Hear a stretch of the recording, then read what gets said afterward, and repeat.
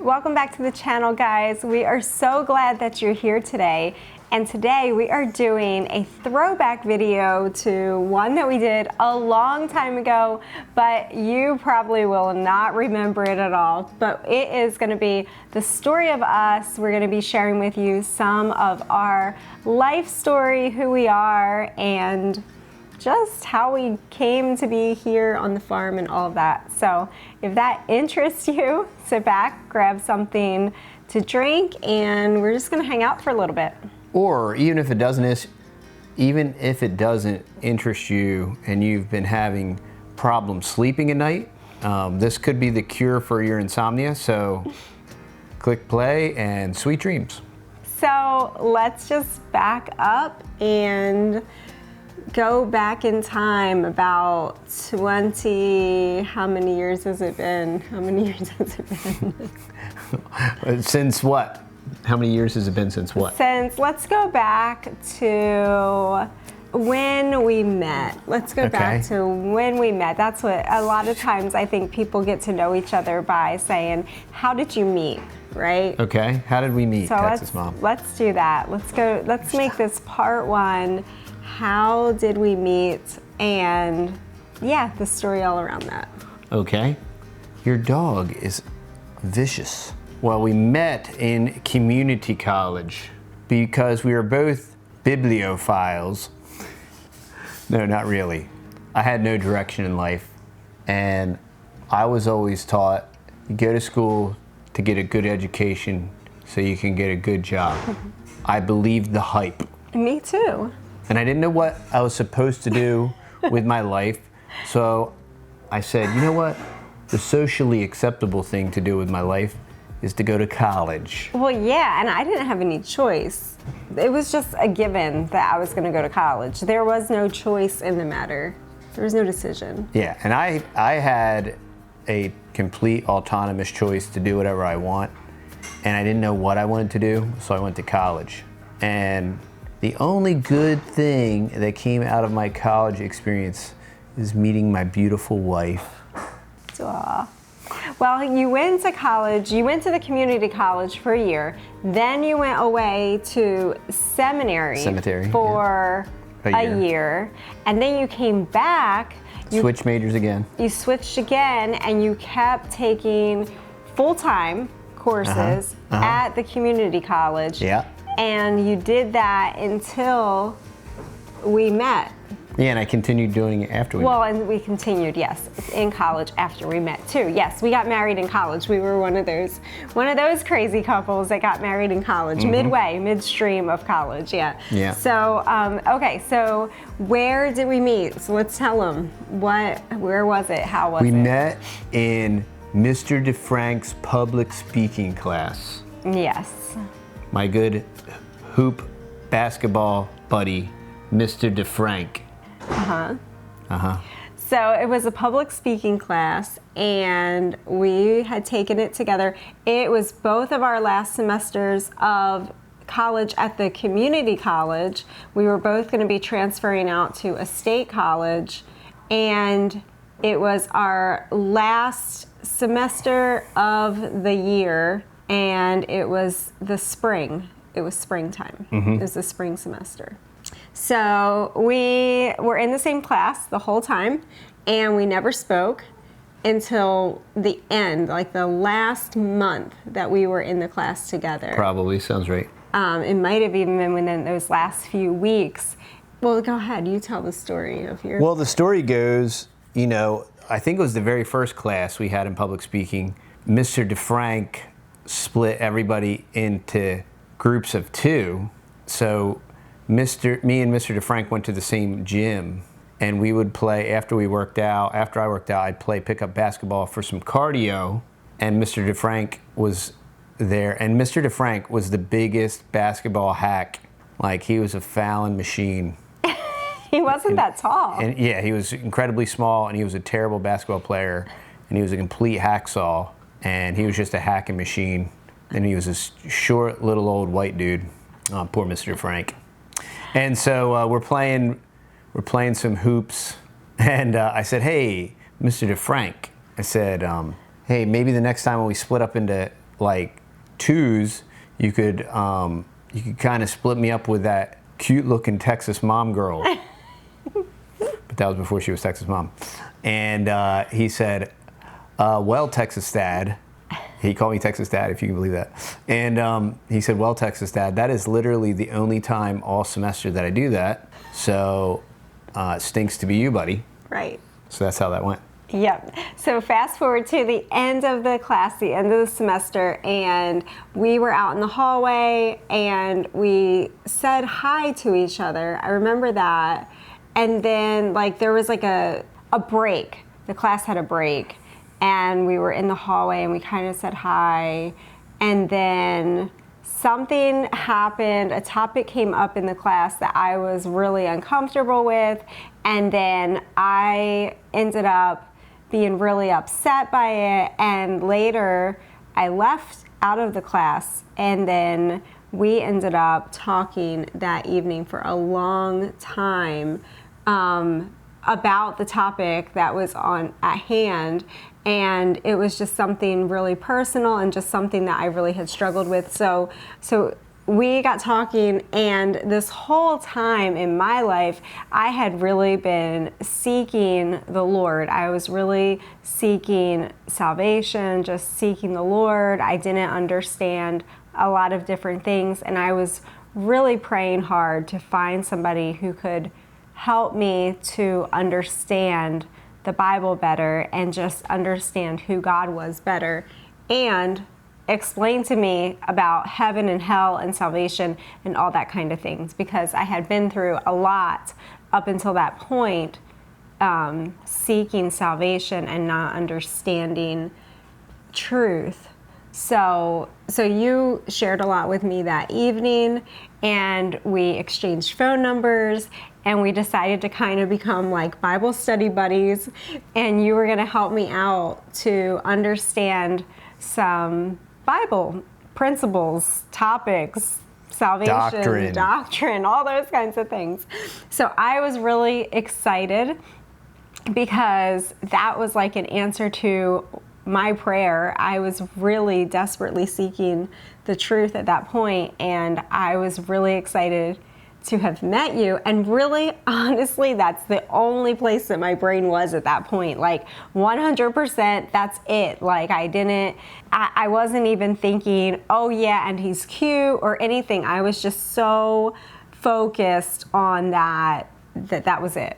So you started coming over to my house on Saturdays for Bible study, and haircuts as well, because I did haircuts back then. And I used to have much longer hair, yeah. And your hair was really shaggy. He had the 90s. It was a ski or die, dude. He had like it was the 90s, right? Yeah, it was the 90s. It was the 90s. It was the 90s, like the 90s. The mushroom style haircut, shaved on the sides. It was that whole thing. So highlights. Yeah, so he had a lot of hair that I could cut. So he got a lot of mileage out of haircuts. I think he just like took a half inch off every time or something, quarter inch. Something like that. Yeah. So then it wasn't too long into you coming over. It was probably only a couple weeks into you coming over that I really liked you. Like really liked you. Really. And then I said to my mom one day, you were driving up and you had your Nissan Maxima. Oh, I knew she hates on my car. I knew this was going to come up. And it was like 4 different colors, like 4 different door panels. First off, y'all, it was a diesel Nissan Maxima, it was. straight 6, and this was the year when it still said Datsun on there. So for any of you really old folk, it was a Datsun. You'll remember that Datsun Nissan. Yes. That prior to Nissan. Yeah, and I lived in farm country, so you could hear that thing coming up the road. It just sounded like a tractor. Like you could hear it coming. That's raw power. And straight 6 diesel. And I was like, raw power. Looking out my kitchen window, and it was facing the road this way, and I could hear him coming. And I said to my mom, I said, look, I grew up no collar, y'all. Like dirty, poor white dude. It had like foam coming out of the ceiling. And I had to pay my own way. I had to pay my own way through school. I had to buy my own cars, had to buy my own gas, had to buy my own insurance. Yeah. There was no free lunches back then. Me either. I had to pay for all my own stuff. All my own insurance, my own car. Now, my parents did save money for me for it, but your parents probably saved your money too. Like my birthday money. No, my and parents stuff, did not they save saved any of up. my money. Okay, well. I had $550 to my name when I turned 17, and I bought a 1985 Volkswagen diesel Rabbit off of my uncle. Mine was off of my grandfather. That was my I first bought automobile. My first car. And her first automobile was a Le Mans. It was my grandfather's car, yeah. So anyway, so here he comes up the road, and I said to my mom, I really like him. And she was like, you really like him, don't you? And I was like, yeah. And I was like, if he asked me, you have to say like, right? Like, if he asked me to marry him, I would marry him. And she's like, really? And I'm like, oh, yeah. So that's a cute story. That was the early days of us. That's how it started. We both got accepted. So we worked over that summer. I was working like long hours. I was working like 12, 14, 16-hour days and just saving money, putting money away. And we both applied to the same college, and we both got accepted at State school. At the same state college. I like calling it state school because it was propaganda. It was a state school. Yes, it was. Like all higher education. It was very liberal. Not as liberal as it was now. As it is now. It's crazy. It's all government schools, y'all. Yes. It doesn't stop at 12. No, it was a very difficult and trying experience back then. I can't imagine what it is now. I don't even know that it would be physically possible to do it now. I really don't know. I do know. I don't think you I can only imagine. I don't think it's you an could abomination. do it. Yeah. You know, with a good conscience, I just don't know that you could do it. So, but we did it back then, and so you were picking out a place to live down closer to the college because you were working down that way and commuting back and forth. So you found a place with roommates right on the beach. You got a beachfront condo and you split it with some roommates. I stayed at home and just continued to commute back and forth. But then on the weekends, like when Friday came, and I was working, I just couldn't wait to get done work on Fridays, and then I would drive over and come see you, and I was working like and I had a 12 hours, 14 hours. I had a roommate that didn't use toilet paper. Now, this guy was a medical professional at a large local hospital, and he never purchased toilet paper, nor did he ever have any toilet paper in his room or in his bathroom. He had a lot of interesting habits. And he was a very normal looking dude. Oh, yeah. And he had lots of lady friends. Yes. And homeboy never had any toilet paper. But he didn't sleep in a bed either. And he slept on the floor. Yeah. And I confronted him about his toilet paper issue because that's just the kind of guy I am, because I enjoy weird people. And I enjoy confronting them on their abnormalities and their weirdness. And I was like, yo, bro, how do you pull the deal with the no toilet paper stuff? And no joke, I'm not lying. He said, I go to bathroom at work. All right, so I don't know how many you folk can coordinate all that, but that was one of my roommates. And his name and alias shall be redacted from the files.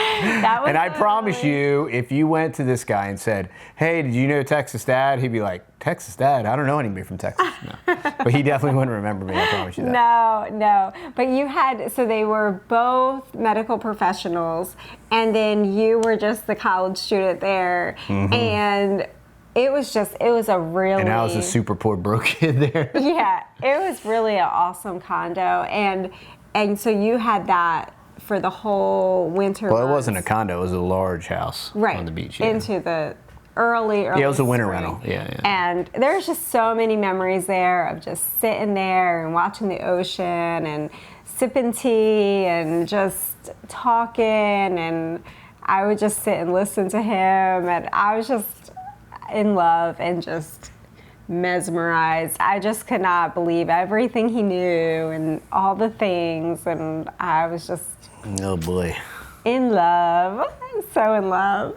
Oh boy.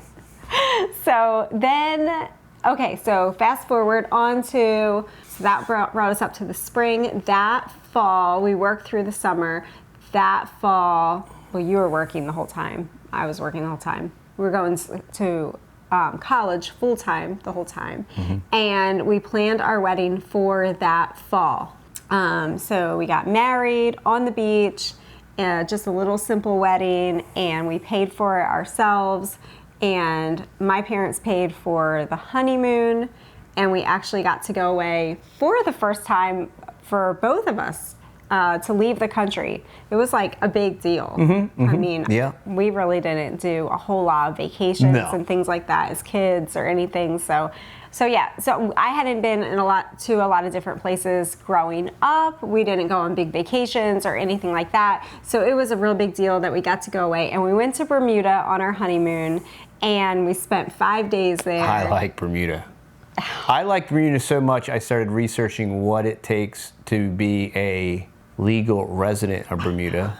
We've done that at a couple different islands. Yes, and I found out you need a net worth of $10 million. Like, I'm not going to qualify for that for a while.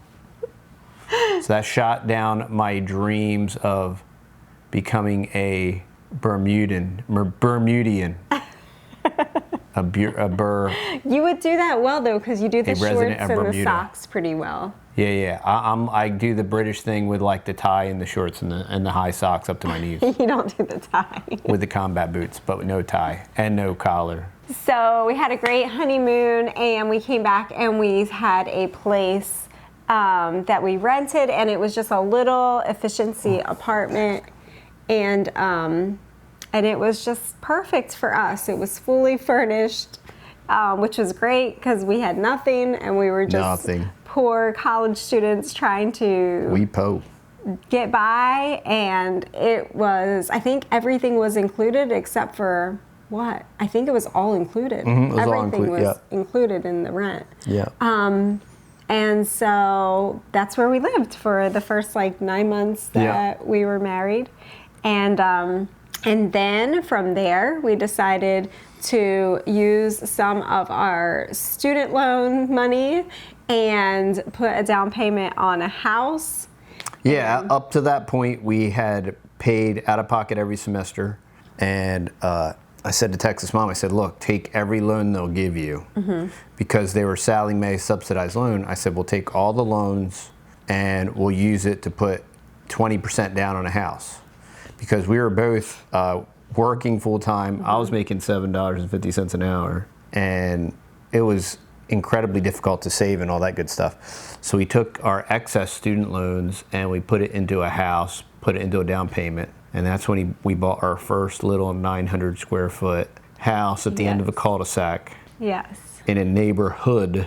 It was a little neighborhood. It was a very nice neighborhood, but it was still a neighborhood. It was very nice. We had very nice neighbors, really sweet people.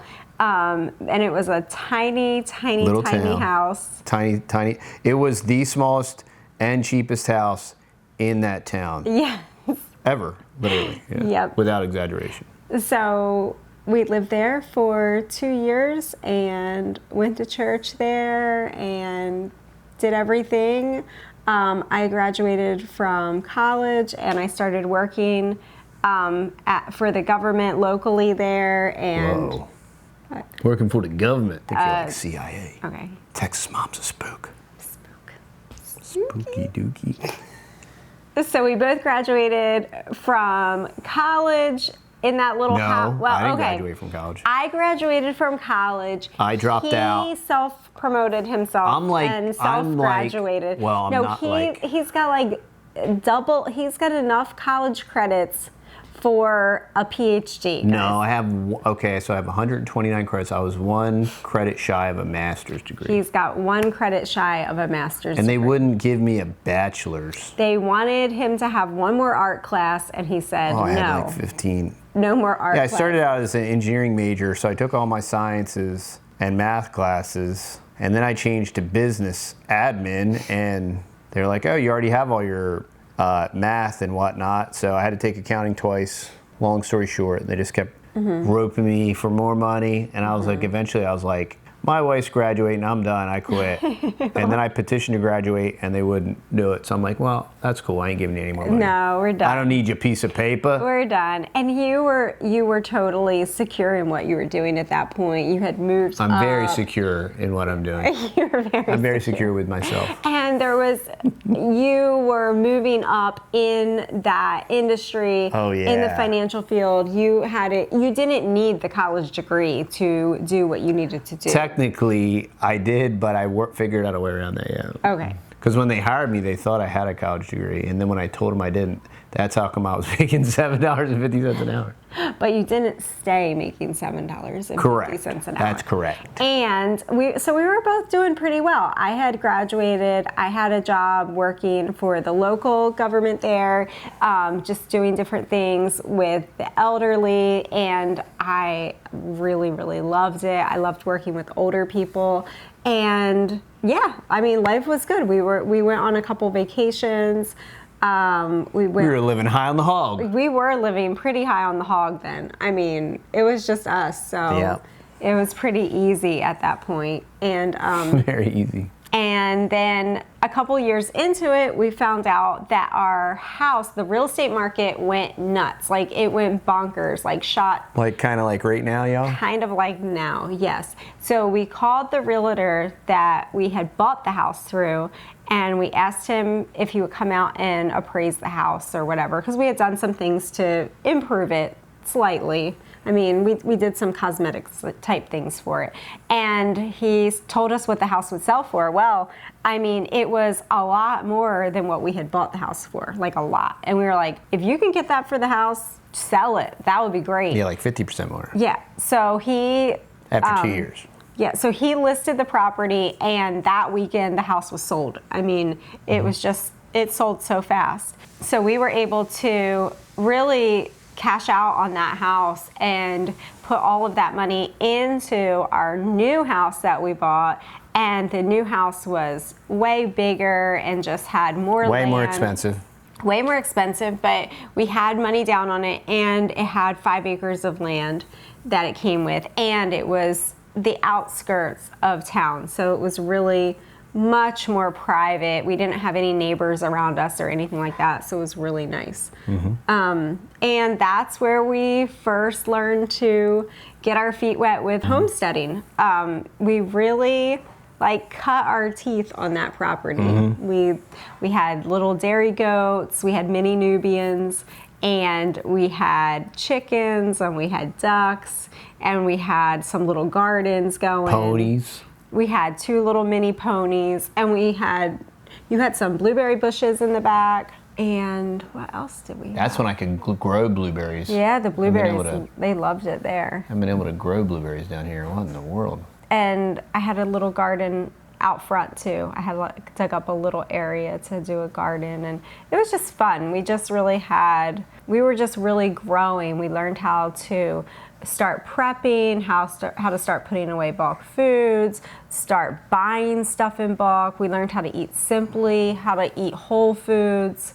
I started learning how to cook from scratch and make bread, and just learning just to do away with all the processed foods and the prepackaged foods and things like that. So it was just this crazy time of growth. Yeah, and our mindset and philosophy started changing regarding the family and the family unit, and the idea of you not working outside of the home, but working at home, training the kids, keeping the house, and doing all those domestic engineering type things that used to be foundational and fundamental to our society.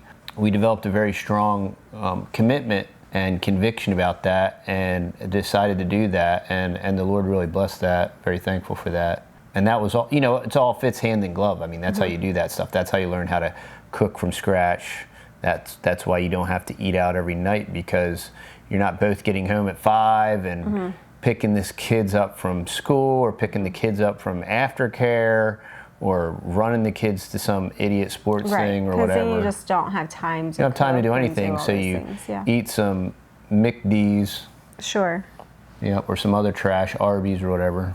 So yeah, that's how the Lord used that time. And then obviously we had our first 3 children really quickly, 3 in a row.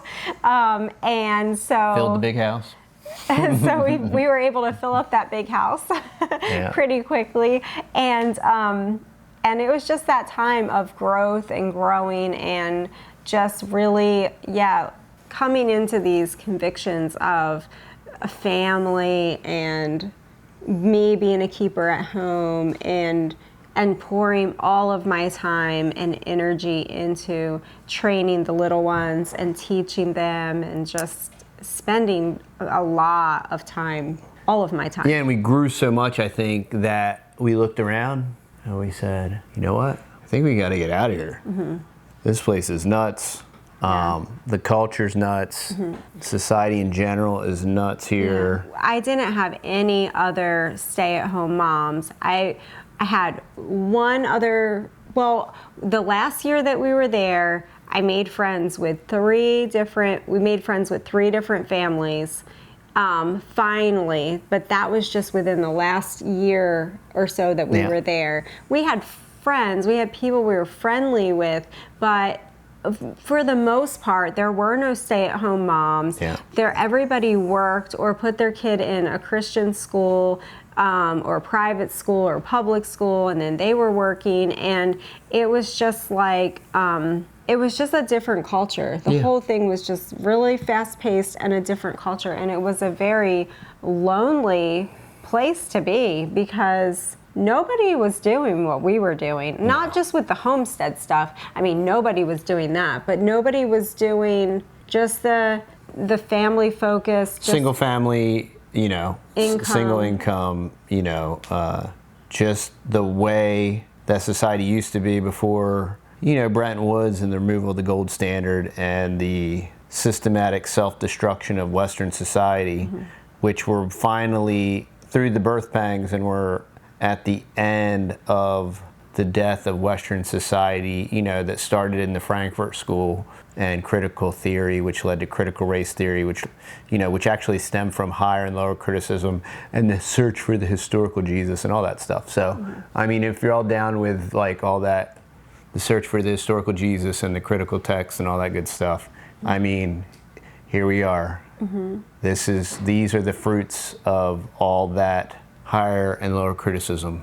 So we started looking at, the Lord really put it in our heart for both of us that we really wanted to move out of the state. We wanted to be in a more conservative state, politically, culturally, spiritually, and we wanted to be somewhere that was, the cost of living was reasonable. Was viable, because where we were, I'm like, we're having these kids, our kids will never be able to own any real estate. They'll never be able to, it's just completely by design. Right, it was a debt-centered culture. The only way that you owned anything was to go get a mortgage and get a bunch of debt. Yeah, and you could, and I was a financial planner at the time, and we had lots of different clients, and they were all majorly, even though they were very high income earners, they were all in debt up to their eyeballs by a magnitude. And here I was, just an assistant running a practice. I had more savings. I had more savings than the guys I worked for. So, and that was just because that culture and that society was a spend it, leverage it, OPM, leverage. And Well, it was all about what you had. So it was about the big house, filling it up with the fancy stuff and home theater and doing the Lexus sports car. Yeah, it was just a whole different culture and totally different culture. And it was just stuff that we really had no interest in any of that. Yeah. We were just more focused on, you know, like the real things of life and really being prepared. We wanted to be in a place geographically that we could be surrounded by people that were more like-minded, more country people. Yeah. Where we could accumulate dirt. Where we could have some land, have some property, be able to give an inheritance to our children. Be debt-free. And be able teach to that. raise children that were capable of buying land and setting up a house. Yeah, and the 5 acres we had was like in a crummy area, close to some really crummy areas, and just not a place where I wanted to raise my children. Sure. And yeah, there wasn't anything up there for them either. They had no, I mean, as we didn't even know all of the things that we wanted for them at that time, but once we moved, it became clear, like, oh, this would be a really cool life skill for them to learn, or that would be really a neat interest for them to pursue. Like, we didn't even know all the things that we were really missing or wanting until we moved. Like, it just took that step of faith to, like, get us out of the box, you know?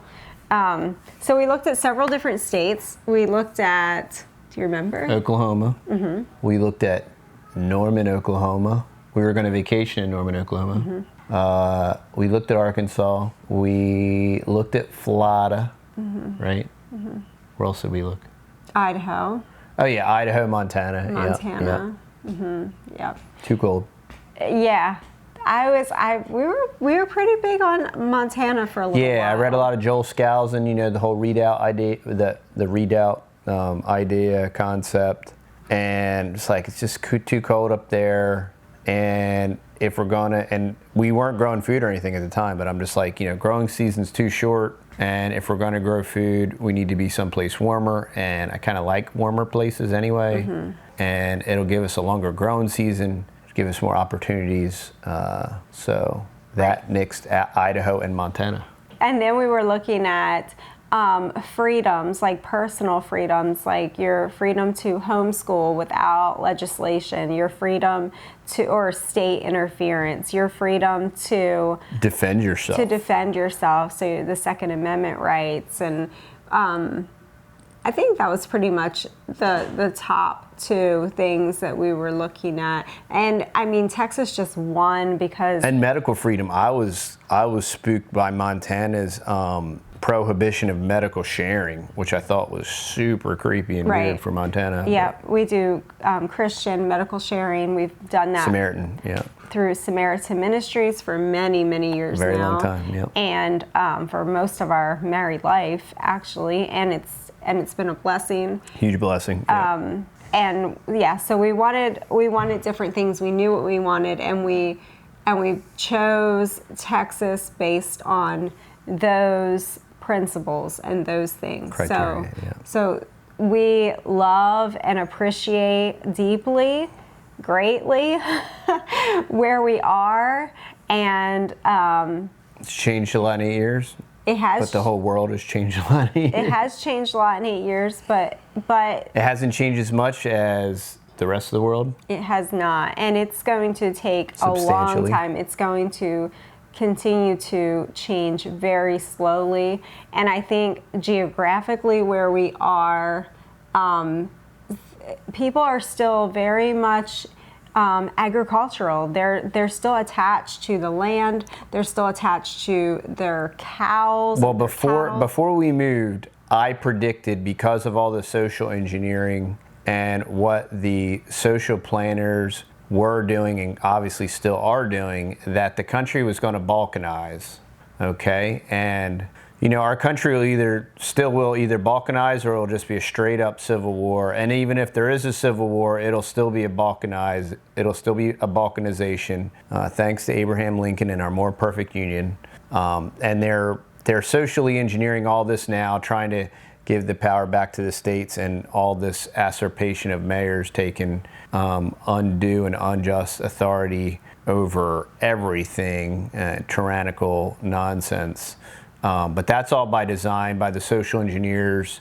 It's just like those that hijack the capitalists, the free market capitalism, and they crony capitalized it, and I call it capitalism, where the corporations hijacked capitalism and through the federal infrastructure completely bastardized what free market capitalism is, in essence, one, to aggrandize himself, and two, to then demonize capitalism to bring on fascism and socialism, which is, hello, we're here.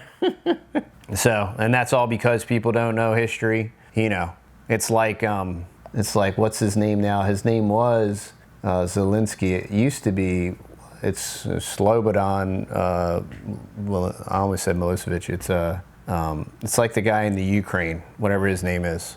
You know, he really needs to research about Saddam Hussein and about the guy in Libya, Muammar Gaddafi, because both of those CIA cutouts, when they were done being used, they discarded them as refuse.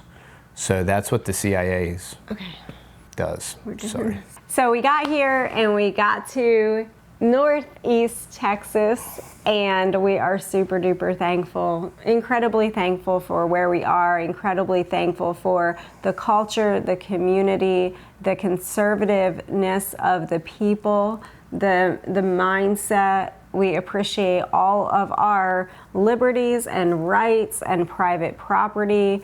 And we did not bring any liberal ideas. We never had any anyway. We were always super, super staunch conservative in every way. Yeah, I hate that term, but yeah. I didn't say we were Republicans. No, but they've married those terms, yeah. Okay.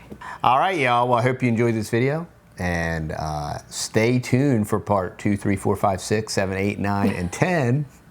And if you're still awake, I hope you wake up refreshed, renewed, excited, going for it, and it shows.